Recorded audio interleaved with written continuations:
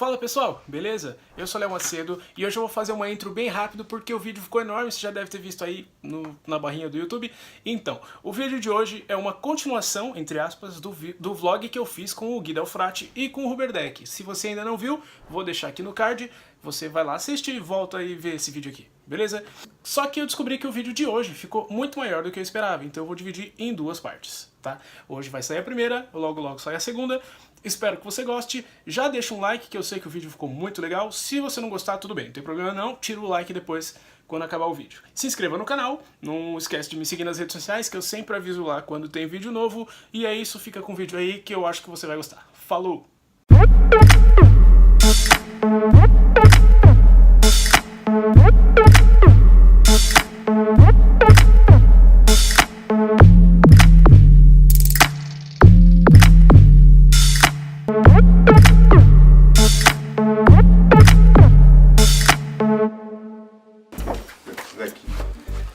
Cara, que inveja que eu tenho dessa biblioteca. Que inveja que eu tenho dessa biblioteca sua. Você tem inveja, velho. Não, mas é inveja boa, né? É inveja boa, inveja boa. Olha que tem de livro de mágica. Mas eu... Olha isso. Inacreditável. Aqui, para você ter uma ideia, quer dizer, tem uma certa classificação, né? Aqui são livros sobre história da cartomagia, que é grossa cartomagia. Sim. Aqui são técnicas básicas, livros básicos de cartomagia. Aqui algumas técnicas, livros sobre técnicas específicas, Verbal Magic, Card Concepts, que é um livro sobre matemática mágica, Sim. Force, enfim. Aqui tem sobre jogos com baralhos. Aqui sobre gambling, de modo geral. Só, principalmente com baralho, mas também não só. E essa parte não é mágica, isso daqui tem muito livro sobre livros. Eu gosto muito de livro, então tem muito livro sobre manuscritos. Aqui tem alguma coisa sobre tarô, aqui sobre jogos, continuam os maiores, alguma coisa sobre tarô, alguma coisa sobre baralho. Gosto realmente é baralho, Sim. coleção. Mas tem mais coisa de baralho pra lá, né? Também. Mais história de baralho, tem umas coisas muito interessantes ali. Isso eu nunca abandonei, eu sempre gostei muito como mágica e cartomagia. Eu gosto especialmente de baralho de um modo geral. Aí eu não parei de colecionar, eu comecei em torno de uns 15, 16 anos e não parei o tempo todo, a coleção veio aumentando constantemente. E aí galera, Essa parte. vocês acham que Cardistry é só aprender em vídeo? Olha isso aqui. Livros enormes sobre Cardistry. Pra você que gosta, se liga nisso. Eu não sou muito chegado em Cardistry não, mas Não acho. coisas muito interessantes aqui pra se ler. Cardistry não é só vídeo. A gente falou do Copperfield no outro vídeo, né? Olha esse livro aqui, que legal. Esse é o catálogo do Tênis de 1984, mais ou menos. Legal. Eu tenho um também. Esse daqui é do meu sogro, mas eu tinha um original que era meu. E muita gente pensa que eu comecei a fazer mágica por causa do meu sogro.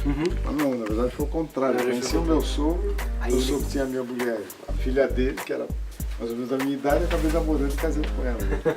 Não tem nada a ver uma coisa com outra. Eu não comecei a fazer mágica por causa dele, né? Comecei porque eu já fazia.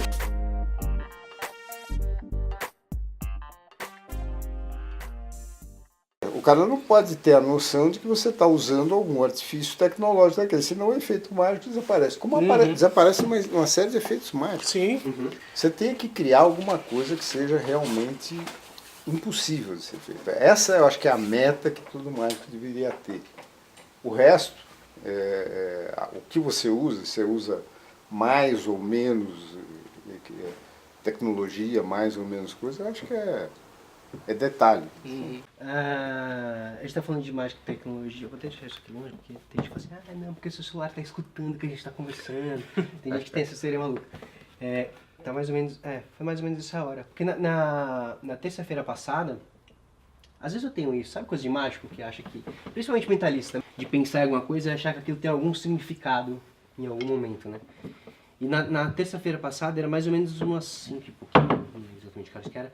Mas eu pensei nisso, eu falei, cara, sabe quando vem uma coisa na cabeça? Veio uma carta na minha cabeça e eu resolvi tirar uma foto dessa carta, porque eu falei, cara, isso pode significar alguma coisa. E foi exatamente há 7 dias atrás, e aí o Léo me chamou pra vir gravar contigo esses dias.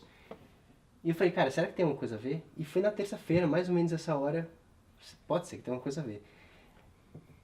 Pelo menos o baralho é uma coisa que eu gosto muito. Pois é, Tem muita a ver coincidência. por isso, né? Fala uma carta qualquer de baralho, que carta viria na sua cabeça? 5 de paus. 5 de paus. O primeiro baralho rádio que eu comprei, que foi praticamente o primeiro número de mágica que eu comprei em loja, era um 5 de paus. Era um baralho rádio com 5 de paus. Por isso é que eu uso até hoje como uma carta, de certa maneira, guia ou qualquer coisa. A carta da sorte, né? É. Para não falar que eu fiz alguma coisa no celular, que eu estou preparando alguma coisa, eu vou pedir pro senhor mesmo abrir as fotos e ver a foto que foi tirada há uma semana atrás. Aí a câmera. Ah, é aquilo. Câmera, aqui, ó. As fotos. Aqui, ó. 5 de paus. 5 de paus, dia 13 de julho, às 5h54, são Perfeito. 6 em 1. Interessante. Próximo. É que tá. Isso é interessante. Isso soa com total impossibilidade. Acho que o número tecnológico tem que ter essa característica. Quer dizer, a pessoa que conhece a tecnologia tem que achar que aquilo é impossível. Porque se o número não for impossível, ele não é mágico. Esse aqui é o ponto. Bom, fala galera, beleza? Estamos aqui, como vocês puderem perceber, conversando com o Huberdeck, que é essa figura que...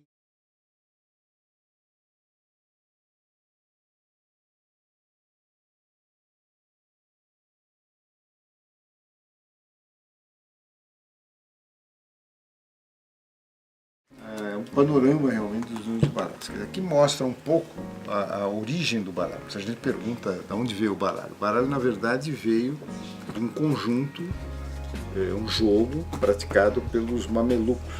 Os mamelucos eram árabes que, na verdade, dominaram o Egito a partir de 1200 e pouco até mais ou menos 1500 e pouco. Eles tinham um jogo que era composto com um baralho composto de 52 cartas, com 3 cartas reais, digamos assim, que são essas 3 que estão aqui, embora eles não tenham nenhuma figura realmente. Né? Interessante. Havia muita gente que até achava que não tinham figuras porque isso eles consideravam como sendo vamos dizer, um desrespeito à figura humana, que a religião islâmica não permitia. Depois eu descobri que era tudo bobagem. Na verdade, o que eles acham é que a representação física do retrato de uma pessoa era uma coisa muito sem gosto, era uma coisa de mau gosto. É a peça mais antiga que eu tenho na coleção. Uma peça única, só tem uma carta, mas é um baralho que foi editado em cerca de 1550 na França, que dá original, não é cópia, que deu origem ao baralho inglês. O baralho inglês, que é esse que a gente usa ultimamente, que é considerado o padrão internacional, ele primeiro surgiu na região de Rouen, na França. E esse é um baralho de Rouen, feito, na verdade, certificado que foi feito lá. Eu comprei alguns anos atrás, então ele foi editado por um fulano chamado Lacaille em cerca de 1550. E essa carta é qual? 1550. Um valete de espadas. Então essa carta tem quase 500 anos. Não, tem mais de 500 anos. É isso, né? 1550? 1600, 1700, 1800, 1900, 2000, 600 e tantos anos. 600 e tantos anos. Isso aqui é uma reprodução de 1932, o original é de 1832. E na mesma época eles lançaram esse desenho, Nossa, que bonito. que esse é o original. Me tá faltando a Dama de Ouros, realmente essa eu não tenho, não veio. Mas esse baralho, eu vi um na coleção da Guildhall de Londres, é um baralho raríssimo realmente. O dele está pior do que o meu está mais bem arrumado, só que está faltando uma carta. E o Thomas de la Reyna lançou os dois. A ideia era substituir esse daqui sendo o padrão deles, mas no final acabou não dando certo. Os caras preferiram o padrão original, que era mais comum. Aqui é uma das primeiras tentativas de fazer figura dupla. Na verdade, quase que foi cortado no meio para para reproduzir. É um baralho da Thomas de la Rita, que é um grande fabricante inglês. Esse é original de 1845. Aqui, figura ainda inteira. Um baralho de 1840. Feito pela De la Rue. Rita mesmo. Conhece mais o sistema francês. Na verdade, existe o sistema latino, que pode ser tanto italiano como espanhol. O sistema alemão, que é corações, folhas, guiso, né, aquele guizinho do coisa, e a bolota, que é o fruto do carvalho.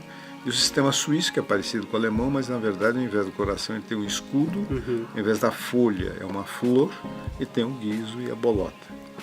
Então aqui tem alguns exemplos desses baralhos. Esse daqui é o baralho francês. Não é o baralho que a gente está mais acostumado, porque ele é o baralho regional da região de Paris, na França. Até hoje, esse tipo de baralho é mais comum do que o baralho internacional. É mesmo? Na França ele é mais comum. Embora, cada vez mais, esse tipo de baralho seja mais utilizado. Com essas letras mesmo? Com essas letras, que é Roi, Dame e Valete. O Valete vem daí. Na verdade, em inglês é King, Queen e Joker, né? Ou Jack. Interessante o uso de outras letras, né? Se a gente usasse esses baralhos do Brasil, talvez as pessoas se confundiriam menos. Com certeza. Esse é um baralho, existe, acho que não sei se é mais fabricado, acho que ainda é fabricado pela Copag, que é o campista, que usava esse sistema de naipe. Na verdade, não era o baralho de Paris, mas era um baralho dessa geração, digamos assim, que foi reproduzido aqui no Brasil durante um certo tempo. Chamava-se, tinha duas versões, o campista e o bacará. Tem aí, aqui não está colocado, mas... Esse daqui é um baralho que a gente chama de baralho de fantasia, na verdade. Ele é baseado no baralho de Paris, mas é um desenho específico. Ele foi desenhado, o original foi desenhado em cerca de 1949, mais ou menos, para Hermès, que é aquela coisa que faz artigos de luxo na França, gravata. Na verdade, originalmente eles são celeiros, né? Eles faziam cela para cavalo. E ele que desenhou o Cassandre, que é um artista gráfico bastante famoso, e fez baseado no baralho de Paris, não é baseado no nosso modelo. Usa o sistema de naipe alemão, metade usa o sistema francês. Mas ele não é de mágica. Olha o motivo disso. Olha o motivo por que esse baralho é assim. Pois é, ele na verdade, um dos jogos principais da Alemanha chama-se Skett, que é um jogo muito interessante, joga-se muito na Alemanha. Tem campeonatos nacionais. E uma parte da Alemanha, principalmente o norte e nordeste da Alemanha, usa o sistema de naipe alemão. Desculpe, ao contrário, justamente. O norte usa o sistema de naipe francês, que é esse que está aqui. Que é o baralho da região de Berlim. Que é mais próximo do que a gente conhece, né? Sim, que é mais próximo do que a gente conhece, embora tenha uma característica de figura um pouco diferente. Mas inclusive aqui, os símbolos são König, Dame e Bub. Tem um B, né? Tem um B, que é o valete. Mas uma outra parte da região, o sul, por exemplo, sudeste, usa o sistema de naipe alemão, por exemplo, a região de Munique. Então, como tinha um campeonato nacional, um grupo usava o naipe francês e outro coisa. Como é que eles resolveram isso? Eles fizeram isso que eles chamam de Congress Card. Metade da carta tem o naipe francês e metade tem o naipe alemão. Então, cada um usa o lado que mais lhe diz respeito. Então, por isso que eles fizeram. Isso foi mais ou menos na época de 1930. Esse baralho não é tão velho, mas até hoje, quando há os campeonatos nacionais de esquete, eles usam esse tipo de baralho. Aqui fala exclusivamente do baralho internacional, que é o tipo de figura que a gente está mais acostumado. O Bicycle se baseia nele, basicamente, que é esse tipo. Isso daqui é um outro estilo, não é exatamente o estilo do baralho, dos baralhos produzidos pelo Narcisse Plancard. Esse é produzido pela Goodall, que é um fabricante famoso, mas é exatamente as mesmas características. Quer dizer, o rei de ouros está em perfil, está desenhando de perfil, o valete de espadas, o valete de copas desenhado em perfil. A única dama que tem alguma coisa, tem um cetro, é a dama de espadas. bola de espadas desenhada de frente, segurando as espadas. O baralho de ouros é desenhado de lado, na verdade está meio de trás, com essa peça aqui atrás, e tem essa mão, na verdade a mão esquerda dele desenhada. Enfim. Existe um padrãozinho que todas mais ou menos seguem. Todos mais ou menos seguem. Esse daqui tem essa bolinha, que é na verdade a orbe, aquela símbolo, aquela bola. Legal. Né? Eu sempre me perguntei o que era a bolinha. É a orbe, na verdade. Onde? Que interessante aqui, ó, no Rei de Paus. Você pegar os na ciência aplicar também tem, o bola de paus também tem segura a orbe. Só que é um pouco diferente, mas a origem dessa bolinha que tem aí é a orbe.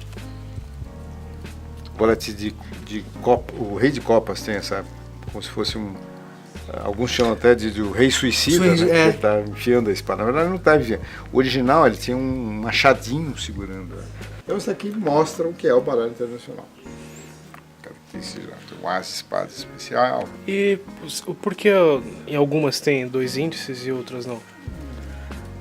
Porque alguns fabricantes fazem, outros não. Na verdade, ter nos 4 pontos facilita quem é canhoto. Que abre a mão do outro lado. Eu faço mágica como canhoto, eu sou moleque aqui, faço... Você é canhoto? Não sou canhoto, sou ambidestro, mas eu faço mágica como canhoto. Pois é. Aí é vantajoso. Também são pequenos detalhes.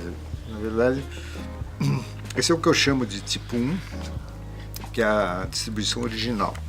Se você for perceber, todos os naipes das cartas duplas dos reis são desenhados desse lado e das damas, com exceção da dama de copas também. Os reis sempre do lado esquerdo, os naipes ali na frente do rosto. E nas damas sempre do lado direito. E do valete é o valete de espadas, os outros estão do lado de lá. Ali, ó. E aqui os valetes. O valete de espadas o único que está errado é ao contrário, no caso. Isso segue o padrão até hoje? Do caso da coisa, não. Não, porque existem vários que têm esse tipo 1. Especificamente o da ciência aplicada segue esse tipo, que é o tipo 2. Nesse tipo 2, todos são desenhados do lado esquerdo, que é o mais lógico, na verdade. Esse é o tipo 2, que é o mais comum. Sim. Todos do lado esquerdo do naipe ali no desenho das cartas. E tem o tipo 3, que é tudo ao contrário. Só o rei tem desse lado, todas as damas e todos os valetes são ao contrário. Só os reis que é menos comum também, mas existem vários que são fabricados até hoje. Do lado direito. Isso já é especialidade da especialidade. E tem o tipo 4, que na verdade é um misto de todos. Ele mistura uma coisa e outra, que é esse caso específico aqui também. Isso é um exemplo. Não é um específico. Cada hora tem uma coisa mistura de todos os 3 anteriores. Mas tem outras alterações aqui, além do... Não, tem o lado que a figura está olhando. O lado que a figura está olhando. Esse aqui é o fator principal. Sim.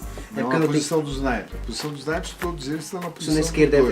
Por isso que o valete de espadas, por exemplo, está ao contrário. O valete de copas também está ao contrário. Quer dizer, cada um tem um jeito de montar. São os tipos que você encontra das figuras do baralho internacional, típicos do baralho internacional. Nossa, tem muito detalhezinho. Tem bastante coisa. Que na verdade era o original do baralho de Rouen, que deu origem ao baralho inglês. Bom, aqui tem... Esse daqui é um baralho que segue o padrão. Esse daqui é o original da Carta Mundi. Não o que eles estão usando na coisa. Eles estão usando o padrão da Copag. Sim. O desenho original da Carta Mundi é esse daqui. Esse é um baralho de poker feito pela Carta Mundi. Inclusive tem aquele baralho, o Card Toon, que ele tem um as de espadas que é assim, o desenho. Não ele inteiro, né? A parte do espadas é bem parecido com esse. Esse é o desenho que é um pouco diferente. Se você perceber, tem pequenos detalhes diferentes da coisa. E aqui ele segue o mesmo padrão, só que eles fizeram um baralho duplo chamado What's Wrong? O que está errado? E na verdade é o mesmo baralho inglês, só que com os desenhos ao contrário, diferentes. que interessante. Diferentes, trocando posições. Esse reino é o de paus, reino de copos, é É, isso? exato. Mas é todo misturado, na verdade. Ele tá como se fosse o rei de ouros, tá de perfil, só que tem uma flor, que nenhum rei tem flor. Faz. Interessante. E Mas é nítido como fica diferente quando você pega, por exemplo, uma dama de copas e tem um espaço branco. Ah, não, mas eu queria proposital. É isso mesmo? é feito de propósito, é. tá tudo É, errado. porque está faltando um Tudo naipe errado, ali, é né? Interessante. A ideia é justamente essa, A tá ideia é errado. Olha, perceber me quais pegou, são né? as cartas que estão erradas. Qual o nome do baralho, de novo? bem. What's wrong? Quer dizer, What's o wrong? que está errado? O que é errado? Feito aqui no Brasil. Consegui um baralho original jogado lá. Do campeonato de Bridge. Bridge. E por que É seria o a código Fórmula de barra? 1 do Bridge. É o campeonato mais famoso de Bridge. Foi há alguns anos. 2009 aqui. Foi feito aqui no Hotel Intercontinental. Campeonato Fórmula 1 do Bridge. Reuniu Legal. os grandes jogadores de Bridge. E isso tem algum... Os códigos de barra tem alguma utilidade? Tem. O campeonato de Bridge são 4 que jogam, mas são várias mesas. Vão afunilando, como um jogo de futebol. Sim. Para evitar que haja uma vantagem pelas cartas que estão distribuídas, como o jogo de baralho sempre tem uma vantagem pela distribuição das cartas, eles têm que ser distribuídos igualmente em cada mesa. Então, a mesa 1 seríamos nós mais uma pessoa, mesa 2 joga exatamente com as mesmas cartas, com a mesma distribuição de cartas, mesmas cartas que eu digo, as mesmas cartas que ficam com cada jogador.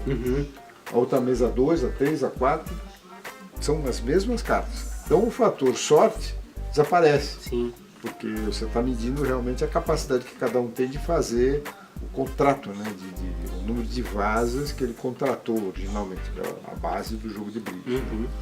Então, para distribuir essas cartas, existiam umas luvas, que eu tenho até umas aí, que você ia montando, você tinha que separar, cada uma, você baralhava, ficava numa ordem. Aí pegava aquilo lá, os juízes tinham que separar igualzinho, em, sei lá, 40 mesas, 50 mesas, 100 mesas, sei lá quantas mesas. Tinha um galpão enorme, cheio de...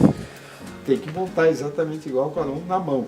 Para evitar isso, eles têm agora um leitor de barras. Ah, certo. Então já tem um embaralhador automático que você separa as cartas, quer dizer, determinada a sequência que é feita na base do embaralhamento mesmo, ele reproduz isso quantas vezes quiser com mais facilidade. Entendi. Automaticamente. Interessante. O outro detalhe, não sei se vocês já viram, talvez até já tenham visto, quando joga-se bridge atualmente, o bridge é jogado em duplas, quer dizer, são norte-sul, leste-oeste.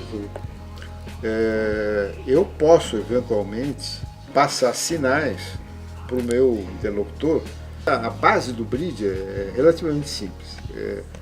Cada um joga uma carta. Cada mão dessa é chamada de uma vaza. O que você tem que no bridge acertar é a quantidade. Teoricamente, você faz um leilão e eu, sem ver as cartas do meu companheiro que vai jogar Eu comigo, digo quantas eu faço. eu tenho que dizer quantas Ah, é eu o tal joguei, do sim. contrato, por isso que chama-se contract bridge. Eu já- faço um contrato. Eu digo, eu vou fazer, sei lá, são 13 vasas. Aí quem fala Vou fazer mais 6. é quem tá mandando no jogo, né? É. Ele vai tentar fazer e os Exato. outros vão jogar contra essa pessoa. Exatamente. Eu joguei, isso aí é legal. E inclusive o que escolhe o naipe, o outro joga aberto. Para evitar que durante a preparação do leilão, que é rodízio, é um dos dois que vão fazer a cada hora o leilão, vão participar do leilão. Para evitar que um passe sinais para o outro, dizendo, estou com tantas cartas de espadas, estou com tanto de paus, e o cara faz a conta ali, eles ultimamente fazem o seguinte, tem no meio da mesa, tem na diagonal aqui uma barra de madeira que evita que eu olhe o cara que está lá. Então eu evito qualquer tipo de sinal que existia. Então barrou-se essa possibilidade. Aí os caras descobriram o seguinte, eles pegavam o baralho na hora de jogar, não na hora de fazer o contrato, mas na hora de jogar, ele, por exemplo, jogava o 6 de paus. Esse 6 de paus não é simétrico.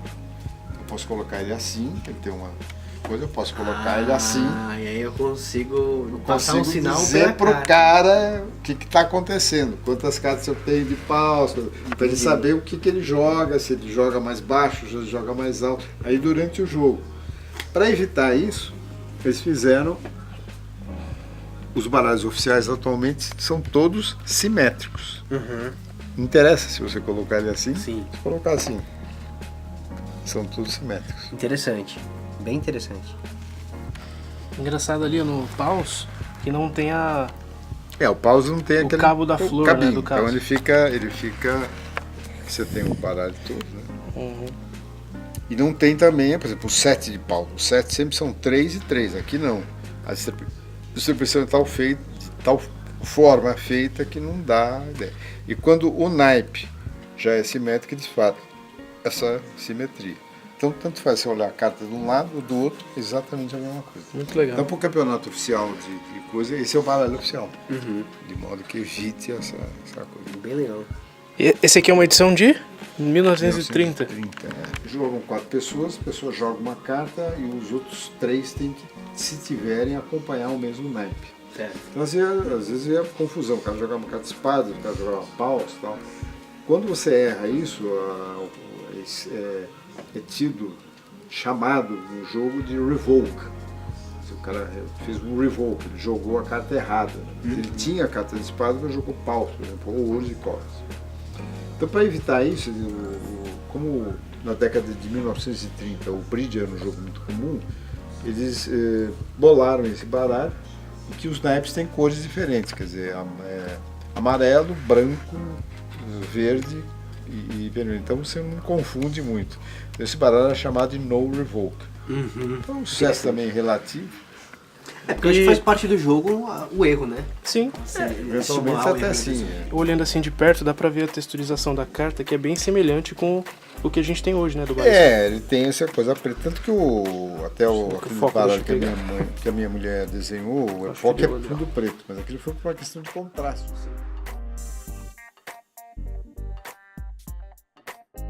7, 6, 5, 4, 3, 2, 1. You'll never have the sacred stone. Oh, this you crazy mother.